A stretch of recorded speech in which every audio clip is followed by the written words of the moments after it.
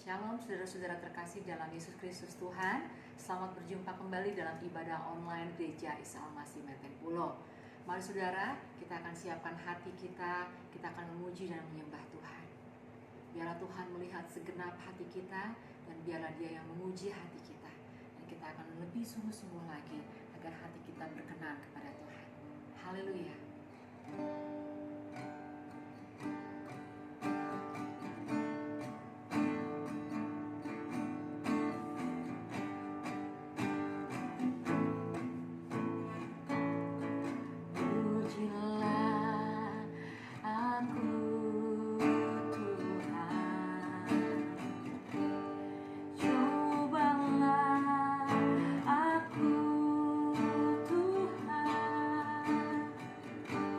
So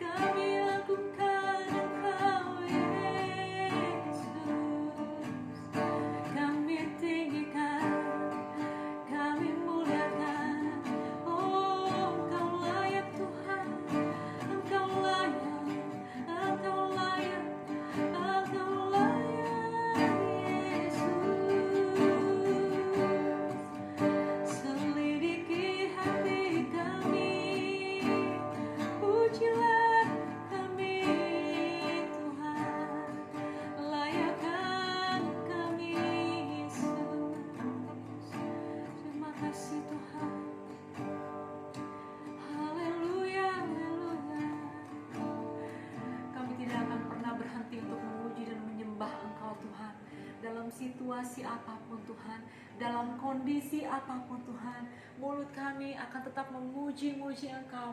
Hati kami akan tetap naikkan syukur kepada Tuhan. Karena itulah kekuatan kami. Di saat kami bersyukur, kami mendapat kekuatan yang baru. Di saat kami bersyukur, kami akan melihat dan mendapatkan mukjizat daripada Tuhan. Kami bersyukur Tuhan atas segala apapun yang Engkau sudah izinkan terjadi dan Engkau sudah berikan buat kami. Rahmat-Mu besar, anugerah-Mu besar, kasih setiamu melimpah buat kami. Terpujilah Engkau Tuhan, terpujilah Engkau Yesus. Kami bersyukur, hati kami penuh dengan ucapan syukur dan sukacita. Dan sebab itu Tuhan, kami akan sembah Tuhan, kami akan muliakan Tuhan, kami akan tinggikan Engkau Tuhan. Karena Engkau layak terima segala kemuliaan dan segala hormat dari kami. Terpujilah nama-Mu Yesus, kami siap menyembah Engkau Tuhan, masuk dalam hadirat-Mu lebih-lebih lagi. Terpujilah nama-Mu Yesus Tuhan. Haleluya, haleluya, amin. Haleluya. Saat ini mari kita siapkan hati kita untuk terima berkat Tuhan lewat firman-Nya yang kudus. Mari saudara, kita akan katakan bahwa kita akan tetap kuat, kita akan tetap percaya, karena Yesuslah yang akan memegang tangan kita. Haleluya. Kita akan naikkan pujian ini sama-sama.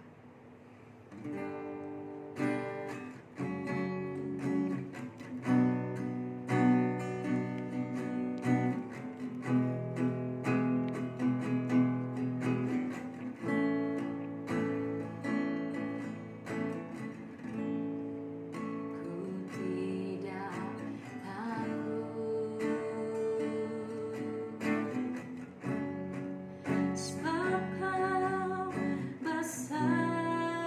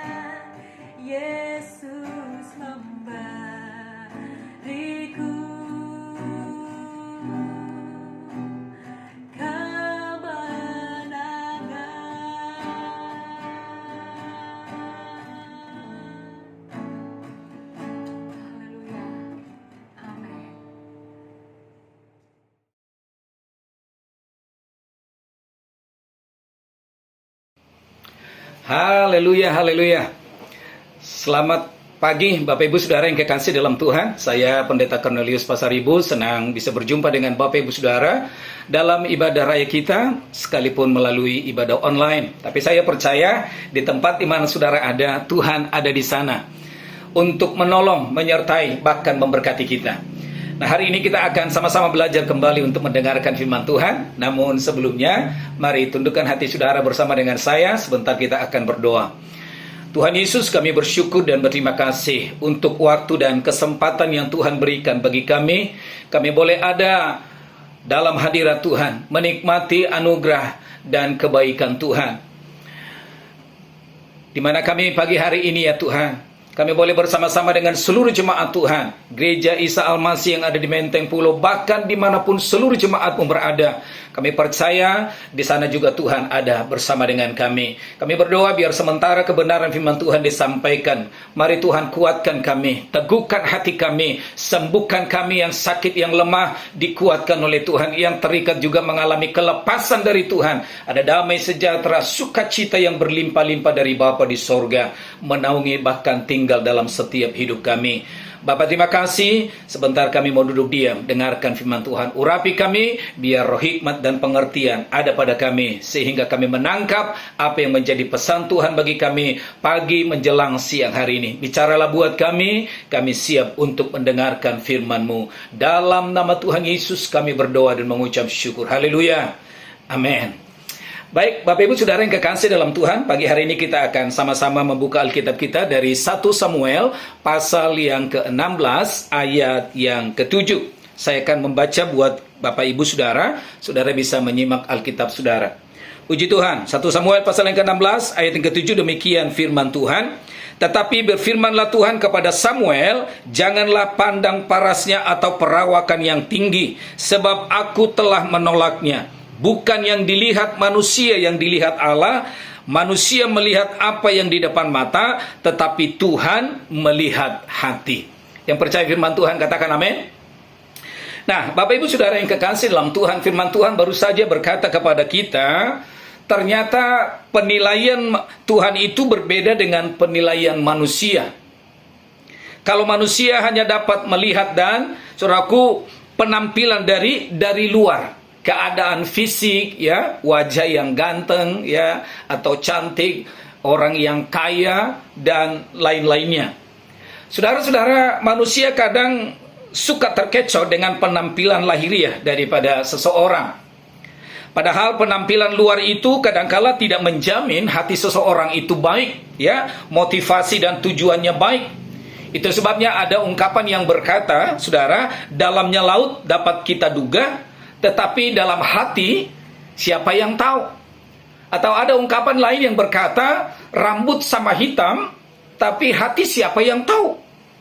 Saudara-saudara, sebenarnya ungkapan ini sedang memberitahukan kepada kita bahwa bagaimanapun cerdasnya manusia atau canggihnya peralatan yang dipakai atau yang dimiliki oleh manusia, tetap tidak akan dapat yang namanya mengetahui isi hati manusia.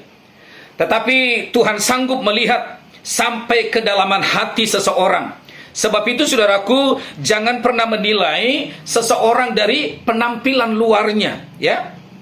Dan saudara tidak perlu berkecil hati jikalau saudara dan saya mungkin kurang mengesankan, ya, secara fisik saudara. Tetapi yakinlah bahwa Tuhan itu melihat hati. Karena itu saudara dan saya perlu menjaga hati kita untuk kita tetap, saudaraku, memiliki hati yang bersih dan berkenan di hadapan Tuhan. Nah, saudara-saudara, segala sesuatu memang dimulai dari hati, saudara, ya. Sebelum seseorang, saudaraku, dipakai oleh Tuhan, sebelum seseorang diurapi oleh Tuhan, sebelum seseorang diberkati oleh Tuhan, maka Tuhan biasanya harus berurusan terlebih dahulu dengan hati seseorang tersebut. Sebab itu merupakan dasar dari segala sesuatu yang bersifat alamiah. Saudara bisa dengarkan ini, bakat dan keterampilan bisa membawa seseorang naik ke level puncak, saudara, ya. Bakat dan keterampilan seseorang bisa membawa seseorang itu ke level puncak. Tetapi saudara, untuk tetap berada di level puncak, saudara dan saya perlu memiliki yang namanya hati yang murni, hati yang tulus, ya, hati yang jujur di hadapan Tuhan, di hadapan manusia, saudara. Kenapa, saudara? Karena hati adalah master kontrol dari kehidupan manusia. Sebab itu dikatakan dalam Amsal pasal yang keempat ayat 23 dikatakan, karena itu jagalah hatimu dengan segala kewaspadaan, karena dari sanalah terpancar kehidupan. Saudara-saudara, hati merupakan master kontrol dalam kehidupan manusia. Sebab baik buruknya seseorang, dikatakan oleh firman Tuhan, ditentukan oleh hatinya. Saudara, ketidakberesan dalam hati itu dapat menghambat sukacita dan damai sejahtera pada diri seseorang. Dan saudara akan kehilangan berkat serta kesempatan-kesempatan yang Tuhan beri kalau hati kita kotor, kalau hati kita tidak bersih, kalau hati kita tidak beres di hadapan Tuhan. Nah, 1 Samuel pasal yang ke-16 ayat yang ke-7 yang baru saja kita baca, saudara. Di sana dikatakan itu menceritakan saat di mana Samuel, saudara-saudara, disuruh oleh Tuhan, ya, untuk mengurapi salah seorang dari anak Isai untuk menjadi raja bagi Israel, saudaraku, atau atas Israel. Nah, di mana diceritakan di sana bahwa ketika Samuel sudah sampai di rumah Isai, lalu dia katakan Samuel terpesona, ya, dia terkagum-kagum dengan penampilan Eliab, yaitu kakak Daud yang tertua, untuk mengurapi dia sebagai seorang raja.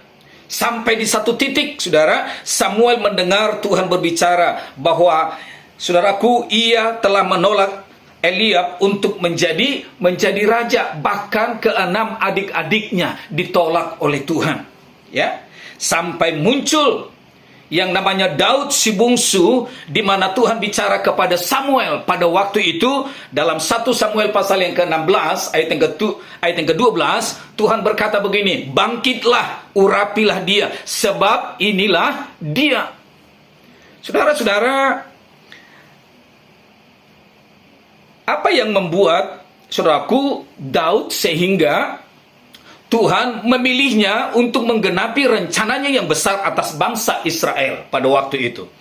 Padahal secara umum, saudara, Daud itu bukanlah orang yang masuk dalam hitungan sebenarnya. Kenapa, saudara? Karena dia adalah anak bungsu yang kehidupannya sebenarnya biasa-biasa saja. Karena dia hanya menjadi sebagai seorang penjaga kambing domba ayahnya, kata firman Tuhan. Tetapi ada satu hal yang membuat Daud itu masuk dalam hitungan Tuhan, yaitu apa? Hatinya, saudara. Itu yang membuat Tuhan itu jatuh hati sama Daud, saudaraku. Dia memiliki hati yang berbeda dengan saudara-saudaranya, termasuk dengan orang Israel dan juga dengan Raja Saul pada waktu itu. Nah, pagi siang hari ini saya rindu untuk membagikan berkat firman Tuhan ini kepada kita. Apa yang membuat Daud sehingga Tuhan memilihnya untuk menggenapi rencananya yang besar atas Israel? Karena Daud itu memiliki hati yang berbeda, termasuk dengan saudara-saudaranya dan juga orang Israel, termasuk Raja Saul. Yang pertama apa, saudara? Ya, saya berdoa supaya Tuhan, ketika Tuhan mencari di tengah-tengah kita, Tuhan, saudaraku, menemukan hati seperti yang Daud miliki, itu juga saudara miliki. Sehingga setiap saudara dan saya, Tuhan bisa pakai kita untuk menggenapi rencananya bagi generasi kita, bagi bangsa kita, termasuk bagi keluarga kita. Yang pertama, saudara, hati seperti apa yang dimiliki oleh Daud sehingga Tuhan itu menjatuhkan pilihannya kepadanya untuk menggenapi rencananya atas bangsa Israel. Yang pertama, Daud memiliki hati yang mengenal Tuhan. Itu yang pertama, saudara. Saudara mengenal siapa Tuhan, saudara? Mengenal kasih-Nya, mengenal kuasa-Nya, mengenal kehebatannya. Saya bacakan satu ayat buat kita dari 1 Samuel pasal yang ke-17 ayat yang ke-37. Saya baca buat kita. Ini menunjukkan Daud itu mengenal siapa Tuhannya. 1 Samuel pasal yang ke-17 ayat yang ke-37. Dikatakan demikian firman Tuhan. Pula kata Daud, Tuhan yang telah melepaskan aku dari cakar singa dan cakar beruang, dia juga akan melepaskan aku dari tangan orang Filistin itu. Kata Saul kepada Daud, pergilah, Tuhan menyertai engkau. Saudara-saudara, pada waktu itu dalam pasal ini, saudara, ya, dikatakan orang Israel pada waktu itu terintimidasi karena perkataan-perkataan Goliat yang mengintimidasi orang-orang Israel pada waktu itu. Mereka hidup dalam ketakutan. Selama 40 hari, saudaraku, Goliat itu mengucapkan perkataan-perkataan yang membuat orang Israel itu, saudaraku, mereka terintimidasi. Mereka hidup dalam ketakutan. Tetapi Daud, dia datang dan mengucapkan kata-kata yang membangun, kata-kata yang menguatkan orang Israel, termasuk Raja Saul, yang menunjukkan bahwa Daud mengenal siapa Tuhannya. Daud tahu bahwa Israel sesungguhnya tidak bisa dikalahkan oleh siapapun. Kenapa, saudara? Karena Israel punya Allah yang hidup, punya Allah yang dahsyat. Saudara-saudara, demikian juga seharusnya kita sebagai orang percaya, waktu tekanan datang, saudara, ya, waktu masalah datang, bahkan intimidasi dan serangan-serangan dari setan datang atas kita, saudaraku, seharusnya saudara tidak boleh menjadi takut, tidak boleh menjadi gentar, apalagi bersungut-sungut dan mengucapkan kata-kata omelan, saudara. Tetapi sebaliknya, saudaraku, mari kita tetap perkatakan firman Tuhan, ya. Kita perkatakan janji Tuhan dalam firman-Nya. Karena apa? Karena kita mengenal siapa Tuhan kita. Kita mengenal kasih-Nya, mengenal kuasa-Nya, mengenal kemampuan dan kehebatannya. Maka saya percaya Dia akan memberikan, saudaraku, kemenangan kepada kita. Sebab Dia tidak pernah tinggalkan saudara dan saya. Bapak Ibu saudara yang saya kasih dalam Tuhan, satu kali ada tetangga kami datang, saudara, ya. Saya ingat peristiwa itu waktu itu. Pagi-pagi ibu ini datang ke rumah kami untuk minta didoakan, saudara. Lalu sebelum kami doakan ibu ini, dia mulai menceritakan tentang masalah yang sedang ada dalam rumah tangganya.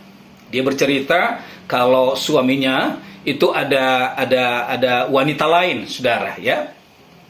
Lalu ibu ini menceritakan kepada kami kalau dia pergi ke dukun, saudara. Ya. Dia pergi ke dukun dengan harapan suaminya bisa hatinya kembali kepada istri ini, kepada keluarganya, saudara. Pertanyaannya, padahal ini adalah anak Tuhan, saudara. Dia adalah pelayan Tuhan. Saudara-saudara, kenapa pergi ke dukun? Saya berpikir bahwa ibu ini tidak mengenal siapa Tuhannya. Padahal Tuhan itu jauh lebih besar kuasanya. Dia sanggup menolong, menyertai, bahkan menyeberangkan kita sampai di penghujung tahun 2022 nanti dalam keadaan selamat, ditolong dan diberkati oleh Tuhan. Amin. Saudara-saudara, jangan menjadi anak Tuhan tetapi tidak mengenal siapa Tuhannya. Saudara-saudara, kitab Daniel pasal yang ke-11 berkata begini, saudara. Ya, persoalan boleh datang, masalah boleh datang, ya, pergumulan apapun boleh datang. Tetapi kitab Daniel pasal yang ke-11 ayat yang ke-32 berkata, orang yang mengenal Allahnya dikatakan, saudaraku, dia akan bertindak, dia akan tetap kuat dan akan bertindak, saudara. Ya. Saudara-saudara, kalau kita tidak mengenal Tuhan kita, ya, saya khawatir saudara tidak akan kuat. Apalagi hari-hari ini, saudara. Ada orang yang, saudaraku, mati bunuh diri. Karena apa? Karena dia kehilangan asetnya. Dia kehilangan, saudaraku, pekerjaannya. Padahal harta dan, saudaraku, apa yang dia miliki masih banyak, saudara. Tetapi karena dia tidak kuat, dia goyah, akhirnya dia mati bunuh diri, saudara. Tetapi kitab Daniel pasal yang ke-11 berkata, ayat yang ke-32, tetapi umat yang mengenal Allahnya akan tetap kuat. Bahkan dikatakan dia akan bertindak melangkah memasuki tahun 2022 ini, maka engkau akan menemukan waktu engkau bertindak melangkah di tengah jalan ada mujizat. Melangkah lagi di tengah jalan ada keajaiban daripada Tuhan. Sampai nanti kita akan lihat di penghujung tahun 2022, Tuhan menolong, menyertai, memberkati kita, menjadikan kita kepala dan bukan menjadi ekor. Termasuk setiap keturunan kita diberkati Tuhan berlimpah-limpah. Saudara-saudara yang saya kasih dalam Tuhan, apa hasilnya kalau kita punya pengenalan Tuhan? Ya, mengenal Dia dengan cara yang benar. Dalam 2 Petrus pasal yang pertama, ayat yang kedua, dikatakan, ketika seseorang punya pengenalan akan Tuhan yang benar, Alkitab berkata, maka orang itu akan mendapatkan damai sejahtera. Dan orang itu akan hidup dalam kasih karunia Tuhan. Coba kalau kita jalani tahun ini tanpa pengenalan Tuhan dengan benar, ya, pengenalan akan kasih, kuasa, dan kemampuannya, maka saudara akan hidup dalam ketakutan, hidup dalam kekhawatiran. Sebab itu saya mendorong kita, saudaraku, bangkit dan milikilah pengenalan akan Tuhan dengan benar. Maka hasilnya, saudara akan hidup dalam damai sejahtera dan kasih karunia Tuhan. Amin. Siapa yang ingin hidup dalam damai sejahtera dan kasih karunia? Saudara, saya percaya setiap kita merindukan hal itu. Caranya bagaimana? Miliki pengenalan akan Tuhan yang benar. Sama seperti Daud. Dia memiliki hati yang mengenal siapa Tuhannya. Sehingga ketika Goliat datang untuk mengintimidasi, saudaraku, Daud datang muncul dengan perkataan-perkataan yang membangun, yang menguatkan bangsa Israel, yang menunjukkan bahwa dia mengenal siapa Tuhannya. Dan Alkitab berkata, saudara, Tuhan memberikan kemenangan kepada Daud. Saudara-saudara, itu yang pertama. Saya berdoa supaya hari-hari ini mari kita jadikan, supaya hari-hari ini kita jadikan menjadi tahun atau hari di mana kita menjadikan menjadi pengenalan akan Tuhan yang benar. Saudara, itu yang pertama. Jadi Daud itu ternyata memiliki hati yang mengenal Tuhannya. Yang kedua, saudara, apa yang membuat Daud sehingga dipilih oleh Tuhan untuk menggenapi rencana besarnya atas Israel? Selain dia memiliki hati yang mengenal Tuhannya, yang kedua, Daud memiliki hati yang tulus, saudara. Dia memiliki hati yang murni di hadapan Tuhan. Saya bacakan ayatnya dari 1 Samuel pasal yang ke-17, ayat yang ke-38 dan 39. Dikatakan demikian firman Tuhan. Lalu Saul mengenakan baju perangnya kepada Daud, ditaruhnya ketopong tembaga di kepalanya dan dikenakannya baju jirah kepadanya. Lalu Daud mengikatkan pedangnya di luar baju perangnya, belum pernah dicobanya. Maka berkatalah Daud kepada Saul, aku tidak dapat berjalan dengan memakai ini, sebab belum pernah aku mencobanya. Kemudian Daud menanggalkannya. Saudara-saudara, diceritakan di sana bahwa dikatakan Saul memberikan kepada Daud baju perangnya, ya, dan semua perlengkapan perangnya. Dan saya katakan, saudara, ini adalah sebuah kehormatan yang didapatkan oleh Daud sesungguhnya. Kenapa, saudara? Karena Daud itu bukanlah seorang tentara, saudara, ya. Tapi lihatlah sikap Daud dengan semua kehormatan yang dia dapatkan dari Raja Saul, yang tidak pas untuk dipakainya, bahkan bisa menghambat jalannya untuk menghadapi Goliat. Tetapi saudara lihat, Daud tidak memaksakan untuk memakainya, melainkan dikatakan, saudaraku, Daud melepaskannya, lalu dia meminta hikmat dari Tuhan, dan Tuhan kasih hikmat, saudaraku, untuk menghadapi Goliat. Saudara-saudara, hal ini memberikan pengertian bagi kita bahwa Daud itu memiliki sikap hati yang tulus, sikap hati yang murni dan jujur. Kenapa, saudara? Karena Daud lebih nyaman dengan dirinya sendiri daripada menjadi orang lain. Itu yang kita bisa lihat dari peristiwa ini, saudara.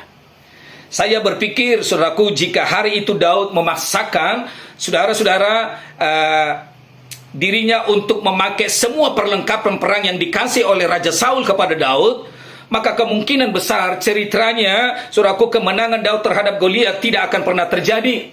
Malah sebaliknya, Daud bisa mati di tangan Goliat. Saudara dengarkan ini, Tuhan memang menjanjikan kemenangan, ya. Tuhan memang menjanjikan kehormatan bagi kita. Tetapi untuk mendapatkan semuanya itu, saya berdoa biarlah kita menjadi orang percaya yang tulus, yang murni, jujur. Artinya jadilah dirimu sendiri, jangan menjadi orang lain. Saya percaya setiap kita bisa dipakai oleh Tuhan. Amin. Ya. Saudara-saudara, tetapi jadilah menjadi diri saudara sendiri. Kita tidak bisa menjadi orang lain. Dan saudara, ketika Daud menjadi dirinya sendiri, dia minta hikmat dari Tuhan. Dan Tuhan kasih hikmat, saudara. Ya, dia menghadapi Goliat hanya dengan ali-ali dan 5 buah batu yang diambil dari sungai itu. Dan saudara, ketika dia berhadapan dengan Goliat, saudaraku, dengan senjata yang ada padanya, saudaraku, dia bisa menumbangkan ya raksasa orang Filistin yang bernama Goliat itu. Saudara dengarkan ini. Saudaraku yang dikasihi oleh Tuhan, Tuhan bisa memakai setiap kita dengan apa yang ada pada kita. Waktu kita minta hikmat dari Tuhan, orang lain mungkin sulit untuk menyelesaikan, menumbangkan raksasa-raksasa yang begitu besar. Masalah dalam keluarga, masalah dalam pekerjaan, masalah apapun. Tetapi ketika hikmat itu datang dari Tuhan, kita gampang untuk menyelesaikan dan menghadapinya. Ada kemenangan yang besar yang Tuhan sediakan bagi kita. Jangan pernah menjadi orang lain. Jadilah menjadi diri saudara sendiri. Setiap kita, Tuhan bisa pakai dengan apa yang ada pada kita. Miliki hati yang murni, hati yang tulus, hati yang jujur. Seperti yang dimiliki oleh Raja Daud ini. Sehingga, saudaraku, dengan senjata yang dia miliki, Tuhan bisa pakai dia untuk mengalahkan raksasa orang Filistin yang bernama Goliat itu. Itu yang kedua, yaitu dia memiliki hati yang jujur, hati yang murni. Yang ketiga, Daud memiliki yang namanya hati yang bersih di hadapan Tuhan. Saya bacakan satu ayat ini, ayat yang terakhir buat kita dari 1 Samuel pasal yang ke-24, ayat yang ke-5 dan ayat sampai dengan ayat yang ke-7.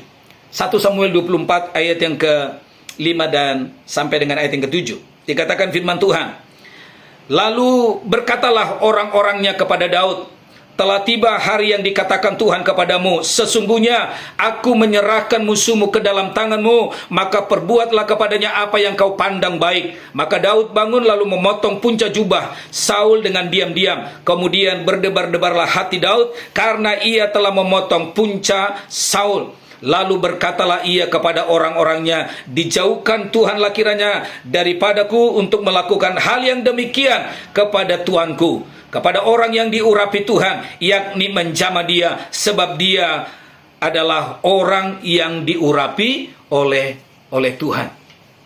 Saudara-saudara, yang ketiga, alasan kenapa Daud dipilih oleh Tuhan untuk menggenapi rencana yang besar bagi bangsa Israel, karena Daud memiliki hati yang bersih.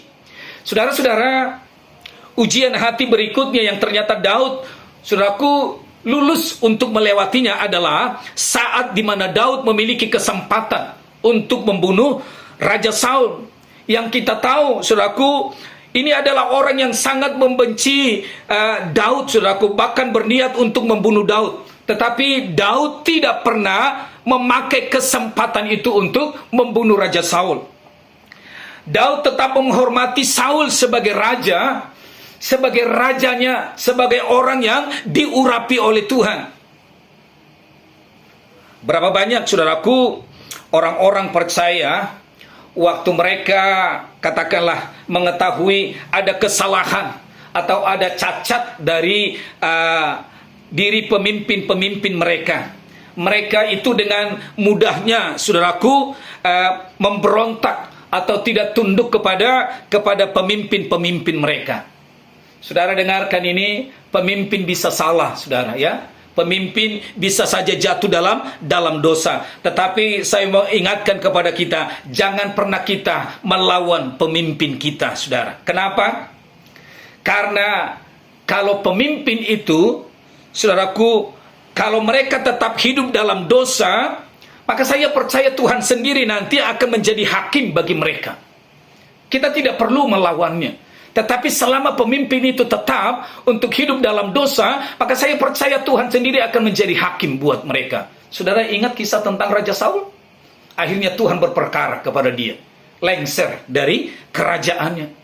Atau katakanlah, saat dimana saudara memiliki kesempatan untuk membalaskan, saudaraku, kepada orang yang pernah melukai, bahkan menghancurkan kehidupan kita, tetapi kita tidak membalas yang jahat dengan yang jahat, maka sesungguhnya saudara sedang menaruh bara di atas kepala mereka.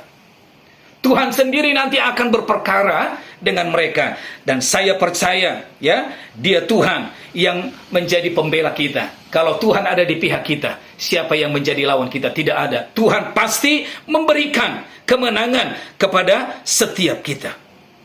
Sebab itu pagi menjelang siang hari ini, saya tidak perpanjang firman Tuhan, saudara, Tetapi mari kita miliki 3 sifat yang dimiliki oleh Daud dalam kehidupannya. Dan saya terlalu yakin, saudara, sampai hari ini Tuhan masih mencari, saudaraku, orang-orang seperti Daud di akhir zaman ini. Seperti yang dikatakan dalam Kisah Para Rasul pasal yang ke-13 ayat 22. Tuhan telah menemukan seorang Daud yang hatinya berkenan kepada Tuhan. Saudara-saudara, dalam terjemahan lain dikatakan, Daud itu ternyata memiliki detak jantung yang sama dengan Tuhan. Atau dengan kata lain, hati Daud itu sama dengan hati Tuhan. Luar biasa, Saudara, saya berdoa pagi menjelang siang hari ini, ketika Tuhan mencari di tengah-tengah kita, biarlah Tuhan menemukan bahwa saudara punya hati sama seperti hati Tuhan. Sama seperti yang dimiliki oleh Raja Daud, yang membuat Tuhan menjatuhkan pilihannya untuk menggenapi rencana besarnya bagi bangsa Israel. Saudara, ini luar biasa. Dari seorang yang tidak masuk hitungan menjadi seorang yang paling dihormati sampai hari ini, saudara, di Israel. Raja Daud itu sangat dihormati. Bahkan Alkitab berkata begini, Yesus pun disebut sebagai keturunan Daud. Nah, saudara-saudara, memiliki hati seperti Daud memungkinkan kita, saudaraku, memiliki hati seperti Tuhan. Sebab itu saya berdoa, siapapun kita yang hari ini, mungkin penampilan kita secara fisik mungkin tidak seperti orang-orang kebanyakan di luar sana. Mereka ganteng, cantik, pintar, bahkan mereka memiliki kekayaan. Tapi saudara tidak perlu berkecil hati. Tuhan tidak melihat dan menilai seseorang dari penampilan luarnya. Tapi Tuhan itu menilai dan melihat hati setiap kita. Kalau Tuhan mencari dan menemukan hatimu adalah hati yang bersih, hati yang jujur, hati yang tulus, bahkan hati yang mengenal Tuhannya, maka saya percaya siapapun saudara, tidak peduli muda, tidak peduli engkau sudah tua, Tuhan tetap bisa pakai kita untuk menggenapi rencana besarnya bagi keluarga kita, bagi generasi kita, termasuk bagi bangsa ini. Mari tundukkan hati kita bersama-sama. Saya berdoa supaya kebenaran ini boleh memberkati setiap kita. Bapa di sorga, terima kasih. Kami bersyukur, kami berterima kasih Tuhan. Pagi menjelang siang hari ini, firman Tuhan sudah datang kepada kami. Manusia melihat apa yang di luar, tetapi Tuhan melihat isi hati kami. Sebab itu adalah bahagian kami untuk menjaga dan memelihara hati kami dengan segala kewaspadaan, karena dari sanalah terpancar kehidupan. Tuhan, tolong kami. Kami berdoa kalau selama ini Tuhan melihat hati kami kotor, hati kami tumpul, Tuhan kuduskan, sucikan, ampuni kami, supaya kami bisa mendengar Tuhan bicara, sehingga Tuhan Yesus, kami bisa menjadi pelaku-pelaku firman Tuhan. Kami berdoa Tuhan memberkati seluruh jemaat-Mu, yaitu Gereja Isa Almasih yang ada di Menteng Pulo, dimanapun mereka ada pagi siang hari ini. Kami berdoa supaya kebenaran ini tidak kembali dengan sia-sia, tetapi Tuhan yang akan memberkati, memberikan kekuatan bagi kami untuk kami boleh menjadi pelaku-pelaku firman Tuhan. Tuhan menemukan hati kami sama seperti hati Tuhan yang penuh dengan pengampunan, belas kasihan, kemurnian, ketulusan, sehingga Tuhan pakai kami sesuai dengan rencana kehendak-Mu. Terima kasih Bapa di sorga. Ini doa kami dan memberkati seluruh jemaat-Mu, mulai dari gembala, pengerja, dan seluruh jemaat Tuhan, Gereja Isa Almasih yang ada di Menteng Pulo. Tuhan pelihara, lindungi, pagari keluar masuk mereka. Oh Tuhan, Engkau terus yang akan menjaga dan memelihara. Bahkan Tuhan pakai mereka menggenapi apa yang menjadi rencana besar-Mu bagi bangsa kami, bagi keluarga kami, bagi generasi kami, lewat setiap kehidupan kami. Ini doa kami memberkati. Di dalam nama Bapa, Anak, dan Roh Kudus, dalam nama Tuhan Yesus, kami sudah berdoa dan mengucap syukur. Haleluya. Amin. Puji Tuhan. Tuhan Yesus berkati kita semuanya. Shalom.